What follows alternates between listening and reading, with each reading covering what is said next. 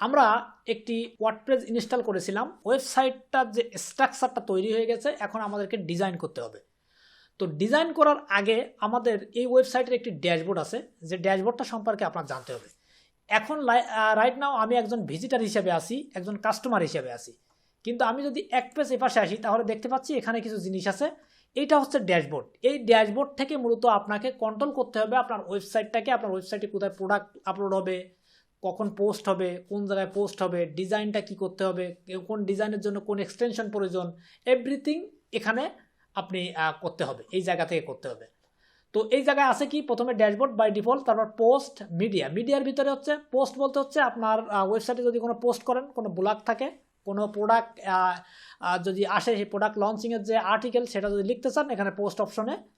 দেন এরপর মিডিয়ার ভিতরে হচ্ছে আপনার ফটোগুলো থাকবে, প্রোডাক্টের ফটো, তারপর হচ্ছে আপনার কোনো ফাইল থাকতে পারে ইত্যাদি হচ্ছে মিডিয়ার ভিতরে থাকবে। দেন পেজ, ওয়েবসাইটের কিছু পেজ থাকে যেখানে হচ্ছে privacy policy, terms and condition, contact, এই জাতীয় পেজগুলো থাকবে। দেন কমেন্ট, কাস্টমার যদি কোনো পেজে পোস্টে কমেন্ট করে তাহলে সেটা এখানে দেখাবে। দেন অ্যাপিয়ারেন্সের ভিতরে হচ্ছে এই ওয়েবসাইটের কিছু ওয়ালপেপার টেপার, এই জাতীয় জিনিসপত্র এখানে থাকবে, আমরা পরে আরও আলোচনা করব। দেন প্লাগইনের ভিতরে হচ্ছে এই ওয়েবসাইটে এই করা ফাংশন আছে, আপনাকে তো আরও অনেক ফিচারের দরকার। যেমন এখন এই মুহূর্তে এই ওয়েবসাইটে কিন্তু প্রোডাক্ট বিক্রি করার কোনো অপশন নেই, এই ওয়েবসাইটে মনে করেন যে কন্ট্যাক্ট ফর্ম নেই। তাহলে এইগুলো করার জন্য আমরা এই প্লাগইন অপশন থেকে বিভিন্ন ধরনের প্লাগইন ইনস্টল করব বা এক্সটেনশন ইনস্টল করে আমরা ফাংশন যুক্ত করব এই ওয়েবসাইটে। দেন এরপর হচ্ছে ইউজার, আপনার যে সকল কাস্টমার বা ইউজাররা থাকবে তারা এখানে থাকবে। দেন টুলসের ভিতরে কিছু ইনফরমেশন আছে, এগুলো আমাদের খুব একটা প্রয়োজন হবে না। সেটিংয়ের ভিতরে আমাদের কম বেশি প্রয়োজন হতে পারে, আর বাকিগুলো প্রয়োজন হবে না। তো এই হচ্ছে একটা ওয়ার্ডপ্রেস ওয়েবসাইটের ড্যাশবোর্ডের ডিটেলস।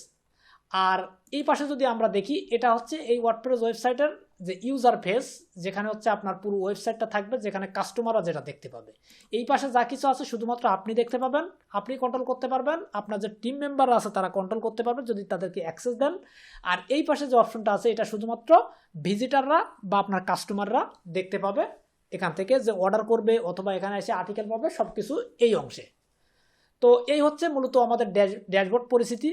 এখানে আরও যখন আমরা প্লাগইন বা এক্সটেনশন ইনস্টল করব, আস্তে আস্তে আমাদের বিভিন্ন ফাংশন যুক্ত হবে, সেসব ফাংশন সম্পর্কে আমরা যুক্ত হওয়ার সাথে সাথে জানতে পারবো। তো এই হচ্ছে আমাদের ওয়ার্ডপ্রেস ড্যাশবোর্ডের পুরো পরিস্থিতি।